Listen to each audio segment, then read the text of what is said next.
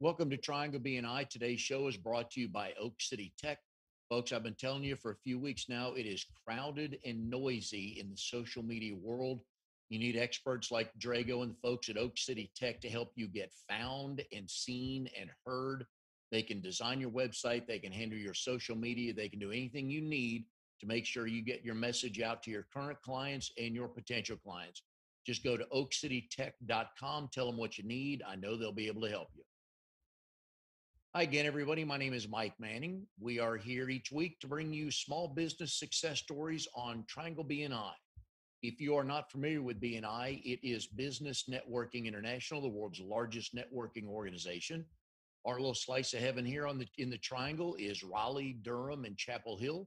Each week, about 30 chapters, almost 600 members get together, and the only thing we're interested in is helping each other grow our businesses. And our successful small business story this week is Laurece West of Laurece West Studios. Laurece, how you doing today? Fantastic. Thank you for asking me to join you. Glad to have you here. So we're going to break down all the different things you do, Laurece. But first of all, Laurece is in RDO4. It is Open IBNI. They meet every Wednesdays at 9 a.m. Of course, it's Zoom meetings right now. But when we're meeting in person rather, it was, I always want to call it Generation X, Laurece, and it's not. What's the Venture X. Venture X? I knew it had X in it. I keep wanting to go to Generation X, but that's not it. But they meet No, it. but our host is Generation I X. know So Evan is, but it's Venture X at the Frontier in RTP. So on Wednesday mornings at 9 a.m., if you want to meet some good small business owners who help each other grow their business, Laurece's group is there to help you. So officially, Laurece, you are a trainer for professional singing and career invigorating speaking. yes, You just help make people look and sound good, don't you? fantastic. Yeah.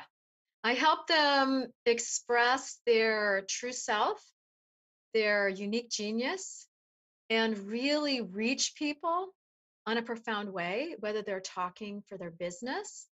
And of course, there's lots of strategy and content and the ability to present well. The advanced skills for both singers and speakers are being able to move people and to change the energy in a room. Sometimes people are lackadaisical. How do you raise the energy? And you can't do that if you're constantly worrying about how you sound, if you can do the thing, if you can sing, or if you can speak well, or if you have a lot of filler words like uhs and ums, which make people sound like they're nervous or they're incompetent. We want to really provide a way for people to relax and receive and feel like they're getting really good value from what we're singing or speaking. You have been doing this for 27 years, so you've seen a lot, you've learned a lot, and you've helped a lot. But why is the biggest fear for many people walking the planet the fear of speaking in public? I think everybody comes by this honestly. We have communication skills that we inherited from our families. And one of the things that I've done in some workshops that I've given to groups is I have people break out in twos and share what was your mother's communication style. And then, they share with each other for, they're part of when I do these exercises, they're from a system called Interplay, and I'm a certified leader in that, and I've done big trainings in that. But I use their storytelling skills with all of my clients, and I use them when I speak with people. So part of it is that one person talks and the other person just enthusiastically listens. Part of the problem with talking is we have to learn how to listen and not be thinking, what am I going to say next? Or how am I going to interrupt and share my thing? And it's really about receiving and learning to do that also. So when they're pairing up, what were your mother's communication skills? Okay, so they do that. They listen enthusiastically to the other person, and then they share and they're listened to enthusiastically, which feels so good because normally we're interrupted. So part of being able to tell good stories is getting comfortable with people actually listening to us. That's another thing. People can get so nervous, even in a 30-second BNI commercial, that like, what are people going to think of me and blah, blah, blah. And I have a whole video series in YouTube of myself and two other experts on how to release fear, nervousness, worry, limiting beliefs in terms of presenting or singing. And so we do that. Then we switch to another partner and we say, what were your father's communication skills? So we share that. And then the next partnership is, what are your communication skills that were influenced by your father and your mother? Everybody comes by this honestly. And then, if we grew up in a family where it wasn't okay to share about our feelings, or it wasn't okay to share our truth, or we just knew intuitively they don't want to hear this. They want me to do this or that. I mean, there's so much programming we have. And if we think about really how things have changed generationally, I mean, it's crazy what's happened over the last 50 years, just in terms of women being in the workforce, um, everything, people running their own businesses. I mean, we used to stay in corporations for our whole life. We used to have pensions, you know. I And you mean, get to watch when you retired, right? At your retirement party. totally, right? And so we didn't have to speak up. We just did what we were told to do. And so we haven't been trained. We were not trained in our families. We were not trained to do this. And that's part of what I offer, is this really safe, sacred space for people to get over this incredible nervousness. And I have many stories of people, professors, graduate students. I work with a lot of Duke people. I work with a lot of professionals and business people, business owners, who are they just talk, talk, talk, talk, talk. They ramble. They're nervous. They lose their train of thought. You know, People And who really do need to speak for interviews or to move ahead in their career, and they're stuck in an honest way. And yeah, that's what I help free up. Yeah. and whether you are a small business owner doing a elevator pitch, or you're a professor or an executive or making a big presentation, it's all about storytelling, one form or another, isn't Well, it is about storytelling, but it's also about the delivery. Because if someone has da da da da da da da da da, so that's part of it. We want to have the speaking skills work out. We want to have the content figured out. And part of what I do with every client at the beginning of the session is is this storytelling form from Interplay, where I get them to loosen up their stories from their life. And we all have amazing stories. And I know I am totally preaching to the choir here with you, Mike, because the truth is that for us to have our stories, we start to remember essential parts of who we are, for us to be able to share client stories or success stories in our lab or our business. That is really important, because that will help people understand more. We are hardwired for stories. Throughout human history, don't go here, there's a tiger around the corner, eat this berry, don't eat this berry, it'll kill you. But even for us in the modern age, our parents read to us, hopefully. We got books out of the library. We read novels. We watch TV. We watch movies. We love a good joke. What are good jokes? They're stories. We love to hear stories, and a really good descriptive story, or a story that has a universal appeal, will reach people, and they will be memorable. it? However, there's strategy. Go ahead. Go ahead. I know that a lot of people get confused when, and you and I, we've had this conversation before, that everybody has stories. And you're right, people are connected through stories. But I think a lot of times people feel like they're bragging when they're telling the story. And I'm not really that interested if you made $1 million.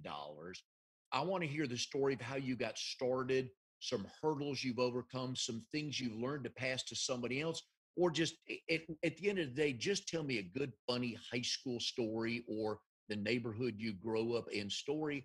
And those are, we love telling those stories, but some people are so worried that, oh, either nobody will find it interesting or I'll be bragging, that they forget that they have good stories.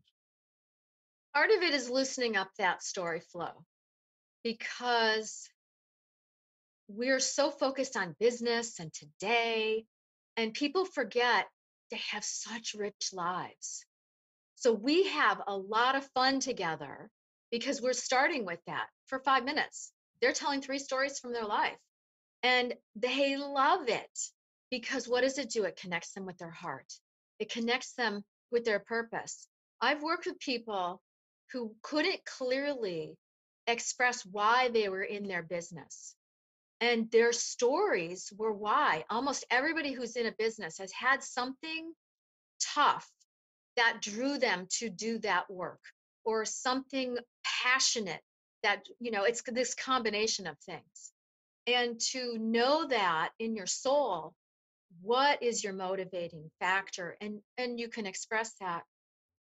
But the other thing I want to say is that there's real strategy around storytelling, in that we don't want to just be talking about ourselves, blah, blah, blah, blah, blah. We want to use it as a way to connect deeply with other people. So we have to understand the strategy of that. I believe that we have at least 3 deep areas of connection with every single human being. There may be more, but at least 3. And when we know our stories well, and let's say a realtor has a listing presentation, they're not going to go in there and like, well, I want to tell you about me and blah, blah, blah, blah, blah, blah, blah. But if they can learn good listening skills, which I always also teach, they can listen for those 3 places where they're deeply connected. And because they're so used to telling their stories in a sentence, they can say 3 sentences of how, yes, I'll tell you, I have a client from the Dominican Republic, and I lived in a Dominican neighborhood in New York. So the first thing I said was, I lived in a Dominican neighborhood in New York. I didn't tell the whole story. That was it. And there was 2 other things that I could say, blah, blah, blah, blah, blah, blah. Immediately, I am the person for her, right? I get her. But the truth is, we have, whether, you know, I play golf or da da da da da. Now they may say, tell me more, which she did.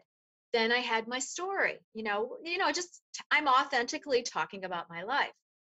But when we can do that, and again, there's different strategy for different things, but like for realtors, there's so much competition, there's not enough inventory. So to be able to go in and they're interviewing 4 other realtors and you deeply connect with them in 3 sentences, that's amazing. You get the job. And that's why I wish people would tell stories more than corporate speak. Because corporate speak, you have to try to remember and memorize. And is this the right group? But with stories, like you said, they're all passionate. They're from the heart. They happen to you. So you don't have to remember it to memorize it, to tell it. And a lot of times, like you said, you can connect more by just telling the why. And usually that's followed by a story. Yeah. But amazingly, people's stories are stuck, which is what I do every session just to kind of loosen up the energy. I've got 15 points of how it benefits people, but it loosens that up. So instead of coming in here, even with the singers, instead of them being like, okay, she's going to tell me what to do and blah, blah, blah, it's like they get to express themselves first. And then I also, from interplay, we do movement in between each of those 2 stories. And when I first start, the form is actually called a DT3, which is dance talk, dance talk. I don't make people dance. People would flip out if I said dance. But the first thing I just say, walk in an unusual pattern. So that for 30 seconds, they walk in an unusual pattern. Then I don't time it. I could say 30. With one of my clients who rambles, we're now going to start to actually time a 30-second story. But we've agreed to do that after a few, I think 6 weeks of working together. But then they tell us, I give them a word and I coach them ahead of time that, so for example, if the word was banana, you don't say, Bananas are yellow, they're grown in the tropics, and they have big leaves, and everybody has them for breakfast. Boring, everybody knows that, right? But if I said, my husband's a banana freak, literally, since I've been with him, he eats like 2 or 3 bananas a day. So since I've been with him, I eat a lot more bananas. And then I heard on the radio an interview with a guy who wrote a book called Bananas. And he said that the bananas around the beginning of the previous century, around 1900, were a much larger species and they don't exist anymore. And it blew my mind because I lived with my grandparents for 3 years in junior high school and they ate those big bananas. And it never occurred to me to ask them about the bananas they ate as children. Why would I think of that? So, so you see how that's way more interesting on the topic of bananas. So I give them a word because what that does is over time, it loosens up the ability to speak intelligently on the spot. And they can't do it wrong, even if they say, I hate bananas, but I love blueberries. Whatever they say is perfect. And also, they have to learn to find an ending. Sometimes the words just dry up, but finding a good story ending is really important too. It's kind of like the punchline of a joke, but it takes time to learn how to end a story well too. And so we loosen that up because people literally have forgotten. They say, I haven't thought of that in years, and it's like really important to them. So we have so much fun. So even like having to move in an unusual pattern, what do? We normally just walk like this, right? But moving in an unusual pattern, which anybody can do, it gets new neural pathways going. And then we get the words starting to flow. And each week I change the movement just a little bit, and they practice it all week because we're starting to hook up new neural pathways to the talking.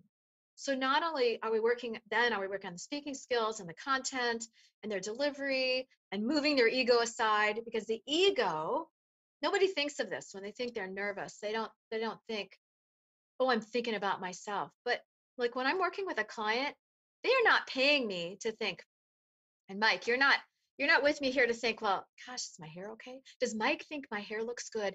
Does Mike think I'm dressed okay? Does Mike think I know what I'm doing? And that's literally what we're doing. Like when someone's paying me, they're paying me to be fully present with them and to flex according to whatever they need. And I always ask them, what do you want from this session? And to be able to be so flexible that I can just synthesize everything I know so it's perfect for them. Well, I can't do that if half of my brain is taken up with how am I doing? How am I doing here? Right? And so when people are nervous speaking, that's what they're doing unconsciously. How am I? What do you think of how I'm presenting here? Oh my God, what if they think I'm not good enough? And so I help people ease that and move that aside. We are here with Laurece West, owner of Laurece West Studios. Laurece is in RDO4, OpenEye BNI. They meet Wednesday mornings at 9 a.m. on Zoom right now, but when they're meeting in person, it's at Venture X at the Frontier in RTP in Research Triangle Park. 600 building. 600 building. Thank you, ma'am. Today's show is brought to you by Oak City Tech. Folks, emails. Don't forget about emails. We talk about this a lot. One day Facebook could close down. They could close down your site. Yahoo or YouTube could shut down. Google could shut down, but you would own your email list. So get started on your email list to touch base with your current clients and future clients, and Oak City Tech can help you do that. All right, Laurece, I always like having folks on the show tell stories about how now you and Terry have been married a little while. I always 11 ask years. people, how did you two meet? And do you both tell the story the same way? We do. We tell it together. My, we go back and forth and we tell it. My mother lived in Surfside Beach, South Carolina, and I was traveling down there near the end of her life and staying in hotels in Myrtle Beach. And the last time I stayed there, it was a really bad experience. I was staying in a wonderful high rise in October. It still had been tourists, but it was very challenging. Um, there was pornography under the bed. It was inefficiency. I was stirring something on the stove and the stove exploded. and I was exhausted, and there was a lot going on. And my mom was dying. No, my mom had just died actually. And so I started kind of losing it a little bit. And I was calling people, and someone said, well, you should call. You're in Myrtle Beach. You should call. There's a spiritual retreat center there. You should call it. And whatever the person did, it just kind of calmed me down. And I was grieving. I was really distraught. And so the next day I called this retreat center and I went, and they said, well, you can't come stay, but you can come another time. You can come for a tour. And I went, and it just calmed me down, really calmed me down. I didn't want to leave. And I had gone in, I was on the edge of a nervous breakdown, really, because my job was really too stressful. And I was a massage therapist and a voice coach I was doing both. And I had to do 9 massages a day to keep my job. And because I'd taken off time with my mom, and it was just some really weird stuff going on. So I just touring this beautiful nature preserve, I just relaxed, and I was kind of put back together. So I went back there 3 or 4 more times that next year. I had to do, we did my mom's service, and then I had to deal with her effects. And I found someone at the retreat center to come help me clean out my mom's place. Well, I went back to Massachusetts, and anyway, and things just started really magically falling in place. The people next to my mom's, it was a 4-unit condo. They wanted to buy my mom's condo. We were communicating really well, and our lawyers were arguing. So, I mean, there was all this stuff going on, but it worked out. Everything was falling in place. The last time I was there, um, I my mom had a lot of stuff. So anyway, so I needed to clean it out. And so I was at the retreat center. Well, I met Terry there. And normally he would just come for a day or two, but he ended up staying a few days. And but one day, oh, and I was trying to get rid of stuff, and I still couldn't get rid of it. Like estate people wouldn't come, people wouldn't come. And I just kind of I should just start giving it away, just give away as much as I can. So I asked people at the retreat center if they wanted anything. They came, and my mom had like 1,000 books that were still not given away. And someone had said to Terry, oh, there's all these spiritual and healing books and all this stuff. Do you want any? And he was like, I got enough books. So we were at this gathering, and I said to people, oh, he came in and he sat down on the couch next to me, and he sat too close to me. I mean, like way too close. And I was like, oh, this guy, and I moved over. And so I immediately had a bad impression of him. So at the end of that, I said, would anyone come just sit with me while I go through stuff? And even just an hour would be great. And so he volunteered. He said that he thought I was like 10 years younger than I am. And he said, oh, I'm safe. She's too young for me. Like I'm not going to have any problems here, like getting attracted to her or anything. Now I got to tell you that just even hearing that later is like great, because I was interested in guys who were interested in women 20 years younger than me. And for him to think that a woman 10 or 15 years younger than him is too young for him, I mean, that's like great. But I didn't know that right away. So he came the next day, and there was so much stuff. He said I think at some point he asked me, like, I don't know, when I was in college or when something, and he realized that I was a year younger than him. And he was like, oh no, I'm in real trouble now. And so he ended up staying for 7 hours helping me, and including out back, she had a garden shed that was full of palmetto bugs, like hundreds of them. And he helped me. Like there was all these papers, and we had to clean the whole thing out and put them in these big garbage bags. So I filled up my mom's car, and then he put them in his car also. I mean, that's amazing. So we go over to the dump, and it starts drizzling on the way over. And it's like it's near the end of when the dump closes. And we get there, and it starts pouring. And the dump guy comes out, and he goes, um, you can come back tomorrow. And I said, Yeah. we're already wet. Like, we're not taking these palmetto bugs back to the house. You know what I mean? And then he's like, but you got to separate everything. So we had to open things up. He was like, metal has to go here. And because there was mixed stuff. So anyway, we got it done. We finish, and the dumpsters are like, it's just stopping raining. The sun is starting to set. And so it's just kind of that mistiness. And the dumpsters are behind us. And I put my arm around him, just like, thank you. So we have dumpsters behind us. My arm is around him. The sun is setting. And that's how we met. So when was the official first date after that date? Well, coincidentally, so he leaves and he says, well, coincidentally, he lived 10 minutes from my father in North Carolina. And I was flying in and out of North Carolina and then traveling to Myrtle Beach. So he said, well, if you want to go for a walk when you come back to North Carolina, here's my number. And a couple days later, I was still there, still finishing up stuff.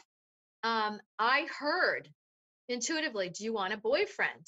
And I thought, well, maybe. I wasn't looking for a boyfriend. I was just trying to get my mom's stuff done, which is always a clue, right? You're not looking for somebody's, that's when it happens, right?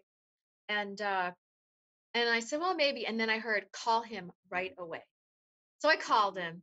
And then of course, what was even better, I called him back later to ask him advice about my car, which is so great, right? Ask for help and, get the man's advice. The tires were bald on my mom's car. So I was like, what do you think I should do? And he's like, I think you should get them changed, blah, blah, blah. So, so we went back um, and we went for a walk. And I suppose that was the first, it's a longer story, but that's, that's good enough for right now. Well, good. And we are going to get one of the other careers you have, and we're going to get to the improv in a few minutes because I'm Okay. fascinated by that. But you are a singer and songwriter, multi instrumentalist, band leader, and recording artist. Now, that's one thing on its own, but your guy Terry plays guitar with you, doesn't he? Yeah. Yeah. So um, hopefully that instrument, can you hear that stuff in the background? They're, I don't know, they're doing some heavy metal We're good. back here. We're good. Okay, we're good. Cool. Okay. Yeah, that was one of the things that first week that we met. We ended up making a song up together. And he is very funny too. And through him is how I got into interplay, this form of improv.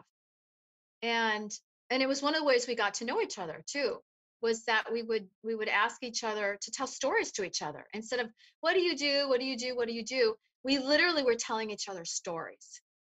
And it's such a great way to get to know someone, because what comes to mind, and I've digressed about, talk about the music in a second, but one of the first stories he told me was about he and his father fixing the garage floor and how they worked together and what they were working on, and telling me about his father. What a great way to get to, I mean, when would I ever ask somebody, tell me about you and your father fixing things, right? But it told me so much about him. It told me about his family. It told me about his relationship with his father. And then he would ask me for stories. And it's, what an amazing way to get to know somebody through storytelling. When did you But yeah, start go ahead. performing together? Well, we had a long distance relationship, and I would host him. I would organize these improv workshops for him to teach.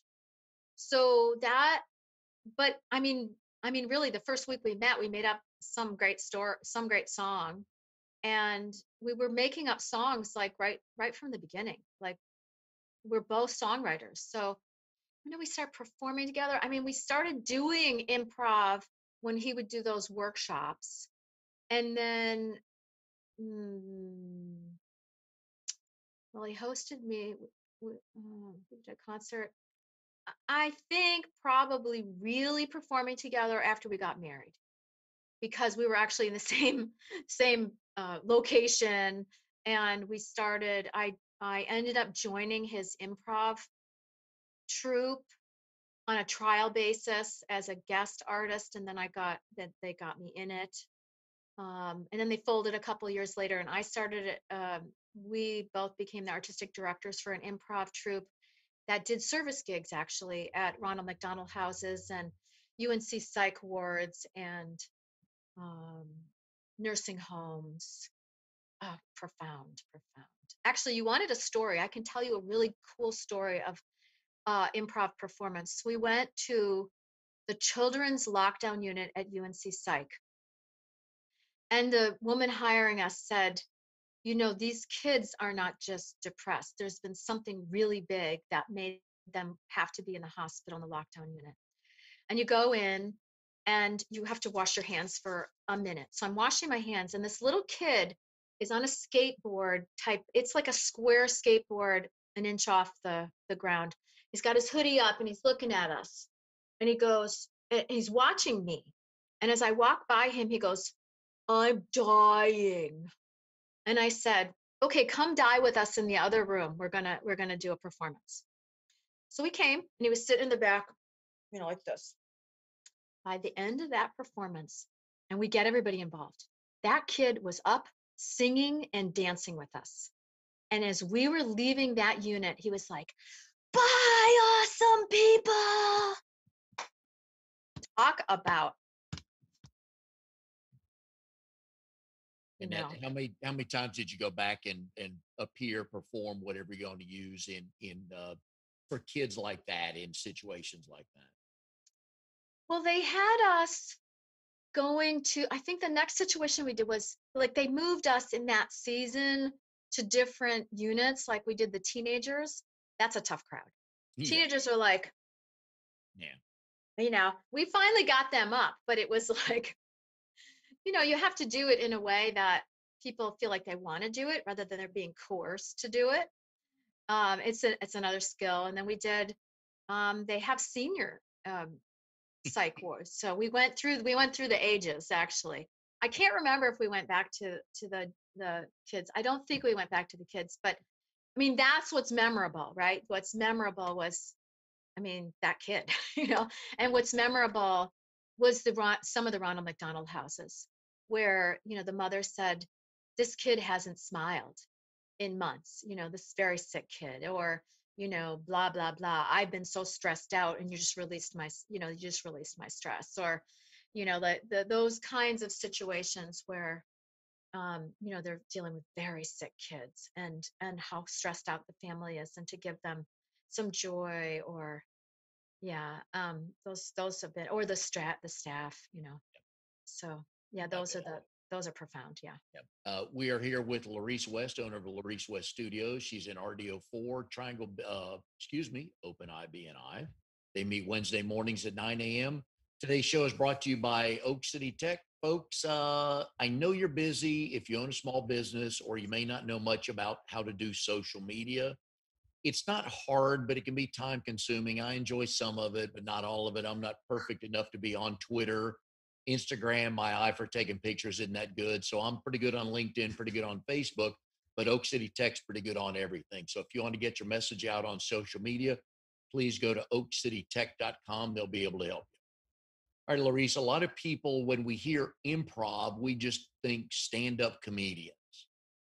And years ago in high school, one of the classes I was in, we took a trip to Chicago to Second City, which is where a lot of the Saturday Night Live folks came Yeah. through, Dan Aykroyd, Belushi, all those guys. Yeah. And so I think this was late 70s. No, this was in college. So this was early 80s. And Jim Belushi, Jim Belushi, John Belushi's brother, was there. Yeah. And so they did their skits, and at the end of the show, they came out and they got one word from the audience to start the skit, and then they asked for one other word to end the skit. They went back behind the curtain for about a minute, and then they came out in 10, 15 minutes, put on a show. It was just hysterical. So we think of a lot of times with improv that way, but there's way more to improv than just stand-up comedy, right? So there's different categories. Stand up is actually its own art form. And then there's comedy improv, which is what you were talking about.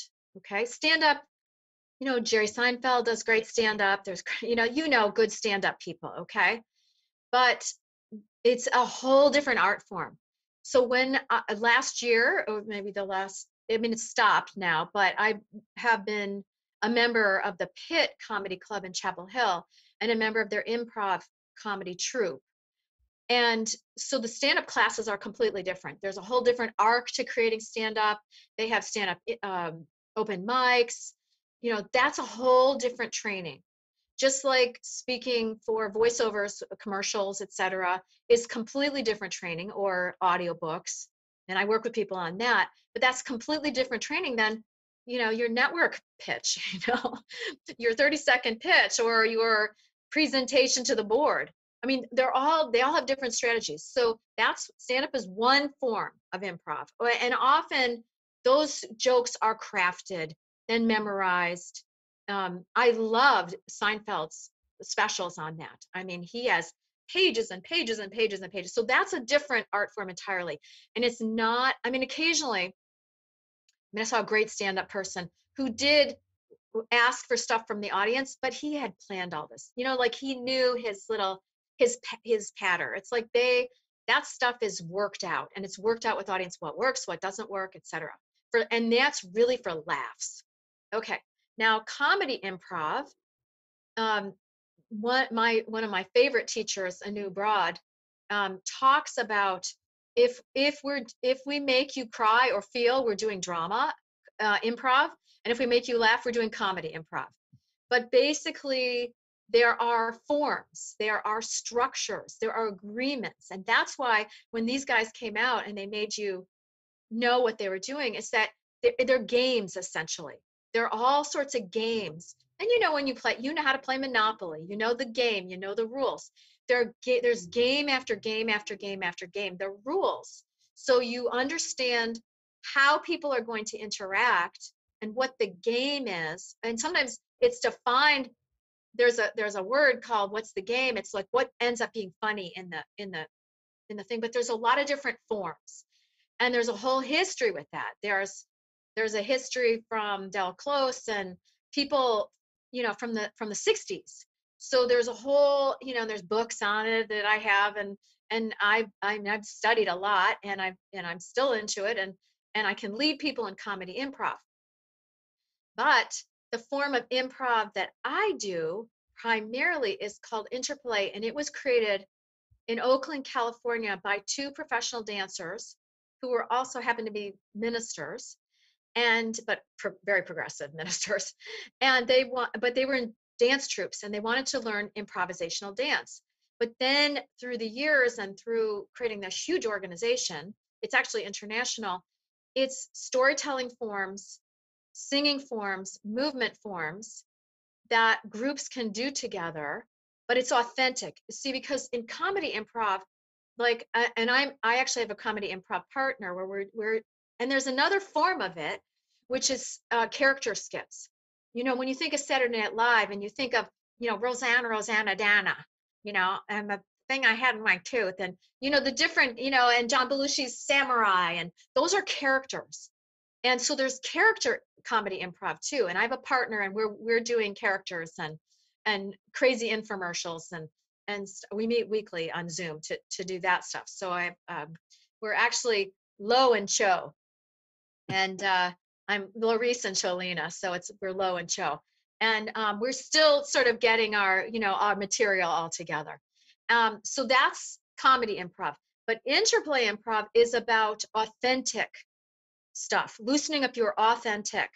And sometimes our authentic stuff can be profound, it can be funny, but that's what I teach people, is loosening up their authentic stories, loosening up their authentic stuff. And I run a free complimentary interplay improv jam every Friday night that anybody can attend. You go to interplaync.com, and we tell stories with each other. We warm up and do stuff together for 45 minutes, and then we do stuff as a group together, which is performance stuff. But it's so simple, and it's so there's so many, it's so well taught, it's so incremental that people end up doing really complicated stuff so easily and incrementally. They're sort of surprised into amazing group works of art. For the folks watching this who are on the quiet side or uncomfortable in public, what are some things they can kind of just start doing on their own to get a little bit more comfortable? Well, I definitely encourage the movement and talking about your life, like the exercise that I teach. It's not the same when you are trying to elicit your own stuff, but definitely to, also listen to stories, listen to the moth and listen to other people's stories and think about for each episode. That's a really good suggestion. It's like, for every episode that you hear, or anytime you hear someone else's story about a client, for example, or a story about someone's life, a story in a presentation, a BNI presentation, think right away, like, what would I share that would be sort of along those lines? And start sharing it. Would you recommend they just maybe record themselves on their phone just to, and then to play it back just to kind of get a baseline or understand?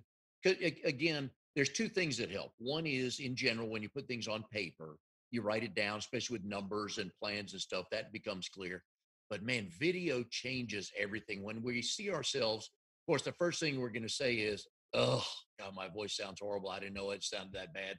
Or I look bad, but that's not the point.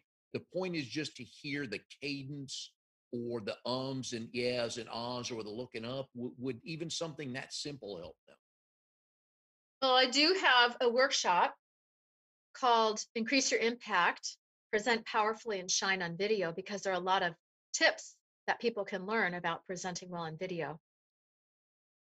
But there's something that everybody needs to understand. It's completely normal for people to hate the way they sound and hopefully not look too, but there's a physiological thing that people don't understand. And until they understand this, they will not want to listen to themselves. We record every single session. The Zoom sessions, they get a download of the video and the audio. And when people were coming in person, they were audio recording their session. So I have to educate everybody on this. Mike, when we listen back to this, you're going to sound completely accurate to how I heard you, and I'm going to sound completely accurate to you. This is what I sound like. This is the recording is going to be accurate.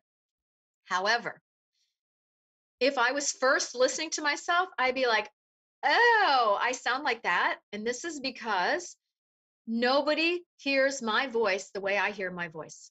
Nobody hears your voice the way you hear your voice, and vice versa for everybody. The reason is I hear your voice coming out of your mouth into my ears. Okay? You hear my voice coming out of my mouth into your ears. But I hear my voice coming out into my ears. I also hear my voice coming up through my bones into my inner ear. So my voice is more resonant. It's more beautiful to me than to anybody in the world. Okay? It's like, you have these beautiful, you've heard these beautiful, like James Earl Jones, this great resonant voice, Great set of pipes.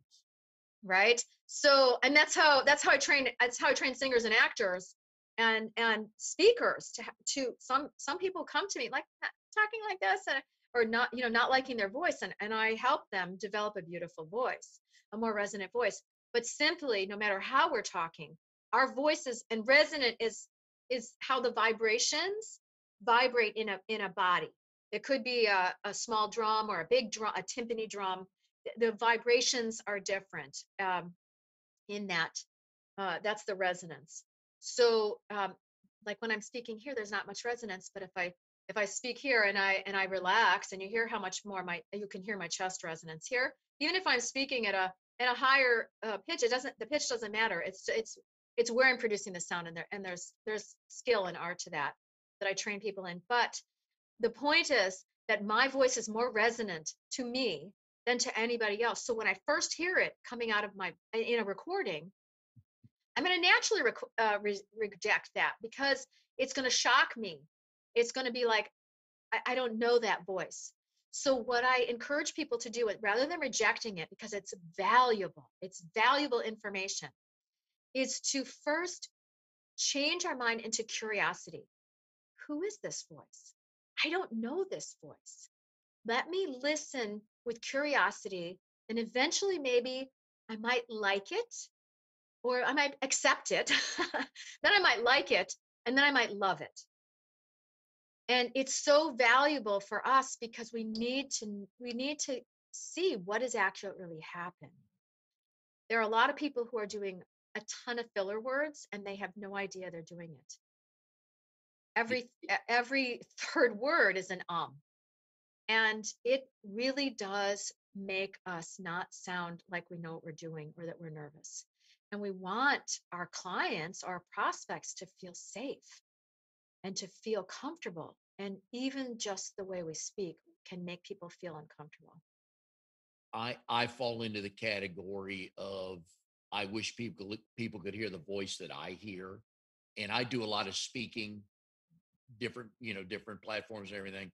And it's just, and you're right, it's just natural to hear like, wait, who is that? And Yeah. generally, it does take a while to get over that, but after a while, they do. But I've not heard it phrased that way. Be curious of who that voice is. I like that. Well, but just to know that there's a physiological reason why you're rejecting that voice rather than just something. But if people aren't educated with that, they won't listen and they won't record. And that is and also the reason I have people record is not only do they get all the coaching and they review it, because when we're trying to adjust something, like if I was a running coach and I said, you don't have good follow through with that leg and that foot is kind of dragging. But if they could see it on video, they'd really get it. That's how they train football players. Okay, look at this and look what you did here and blah, blah, blah, right? So they can, when they listen to it during the week, they're so that when they're here working with me, they're so trying to do what I'm asking them to do that their brain is involved in the doing. But when they can listen to it, then they start to educate their ears. And eventually we want both happening at the same time, but initially it's not happening. So that when both are educated, then they can self-adjust. But listening, you can start to notice what's happening. So, and we can also see our progress over time, like immense progress over time. So it's very valuable to have a record of, well, this is a snapshot of where I was here in this point in time. This is where I was here. This is where this is how much I've progressed. So it's so, and also for me as a recording artist, if I can't listen back to a track and decide whether I want to change it, or I'm going, oh, that's terrible, then I'm just bringing my energy down. So we want to be able to listen to ourselves. Yes, absolutely, Mike. But knowing that you have to learn to love your voice Yeah. eventually. We are here with Laurece West Studios. You can find her at laureceweststudios.com. I think you kind of get a feel for the many different ways she can help you, whether you're speaking in public, just want to build some confidence, or want to sing more. She can help you. Today's show is brought to you by Oak City Tech. Folks, you need a website, plain and simple, because how are people going to find you? So go to oakcitytech.com, tell them what you're looking for. They'll sit down with you and build you a wonderful website. They built mine. I'm very happy with it. Laurece, what about with kids? Some of them are quiet growing up at a younger age. What kind of games or, things would you do with them to try to bring them out of their shell a little bit, if that's the right phrase, or just get a little bit more comfortable talking, whether it's in front of 30 people or just with mom and dad in the den? Well, again, I actually don't work with kids anymore. I used to work with kids in singing.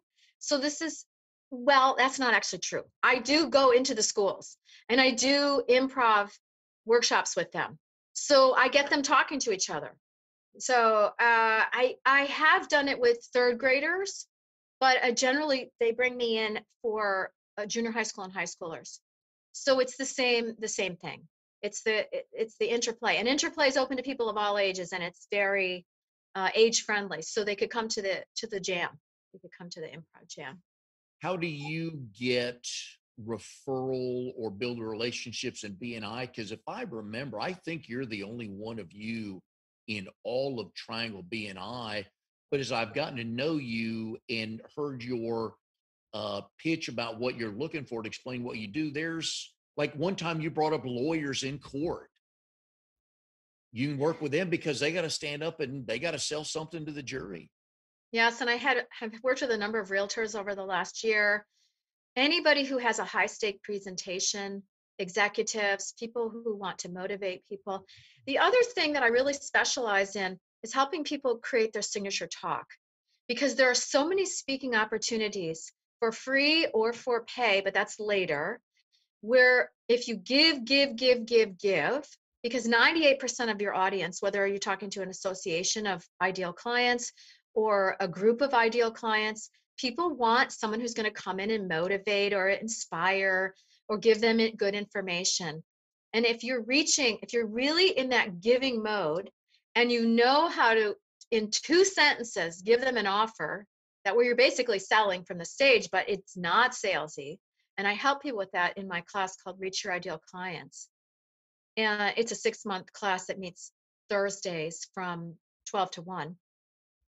What happens is I always get clients. There can be a free talk that I'm giving where I basically made $5,000, you know, and it's lucrative because people have said to me, I didn't know you existed. I didn't know you were out there and you were exactly what I needed. And because they had so much fun in the workshop, and they were learning about themselves, and they got to see how and I work with people to have really fun interactive workshops where they're giving their expertise. People are having an experience and they're telling profound stories so people can identify or they can get touched in their heart. And it is the most amazing way to get clients. So that's one of the primary ways that I'm helping people, besides people come to me individually for they have real needs because around their speaking and communication skills. Y- Sometimes they have trouble delegating, they have trouble with the boundaries of what they need to communicate with people. They're or they know they're not presenting their best self in business. In your singing life, is there a name singer we've heard about before that you have played with or sung with? Any cool places you've sung or performed before? Oh, well, so I am not a backup singer. I have not Mhm. backup sung for anyone you would know because that's not my thing. My thing is my own music. I have performed in New York and lots of times. I have performed locally. I've done a lot of house concerts. I've performed in India. So, yeah, I mean, jazz and, lots of different styles. So, no, you would not know anyone famous. I have coached some people who are, going out on big tours, but no, I mean that's not my thing. I mean, being a backup singer is its own career. It's Oh, literally tons of competition. Like it's the idea that we can just say, well, I want to be a voice. I want to do voice for commercials. It's a whole career with tons of competition. So it's like for me, it's like I try to focus people where their real passion is and where they're the most effect because whatever you're doing, it's work. If you've always wanted to sing, it's work, but you're enjoying yourself the whole time. It's just that there's no illusions. Like for me to be, singing backup for, I mean, I've seen tons of people in concert, and I just found my Aretha Franklin concert tickets this morning. So, um, because I'm working with um, Caroline Carnegie on Conquering the Clutter. She's in our BNI group. So I was going through some clutter and I found my Aretha Franklin tickets. But for me to even think about singing backup for any famous person, when I mean, when you there's and thousands of people ahead of me on that, and that's not my thing. yeah, no, I figured it wasn't. When you and Terry are just sitting at home, leisurely Sunday, and you have some music on, and a song comes on that you've never heard the song and you didn't know who the artist was, what does your ear hear first? Interestingly enough, I'm one of what I have independent survey, 50% of people don't listen to lyrics, 50% of people do. Just what I've noticed over the years. I talk about a song with somebody, they're like, I have no idea what that song is. I love it, but I listen for the words. I'm really a word game person. I love writing lyrics. I love the game of it. And I'm good at it. And I always listen for the words, the meaning. If the song is too dark or too, it depends, but There's some pop stuff I can't listen to. It's just too racy. You know, And at how my far? age, it's too racy. Yeah, I'm with you. How far into the song do you get before you make a decision of I want to hear the rest of it? You know, honestly, I will. I consume music through YouTube and the CDs that I have. I don't listen to radio much. I used to. There was an alternative radio station in New York that an NPR great WFUV that I would listen to that had a lot of eclectic stuff. But I don't consume music on the radio much. Well, actually, sometimes I have Sirius XM in the car, and sometimes I would go to the 60s station, the 70s station, the 80s station, the 90s station. Pretty much 2000 on, Yeah. not often.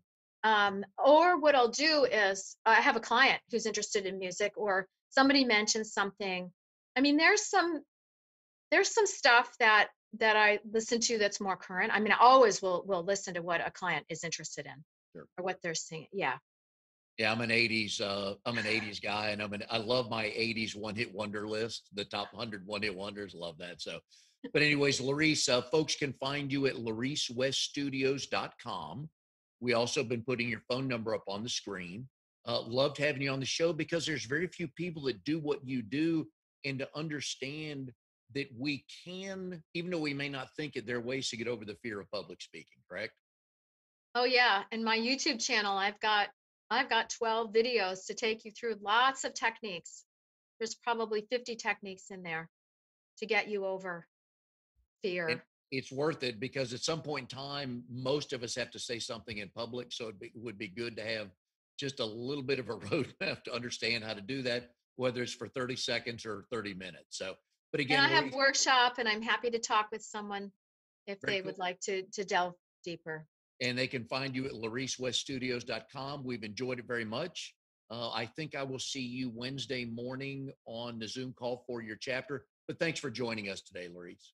Thank you. And anyone who wants to be a guest, please let me know. I'd love to have you come visit us. Thank you. And we'll see you next time on Triangle BNI.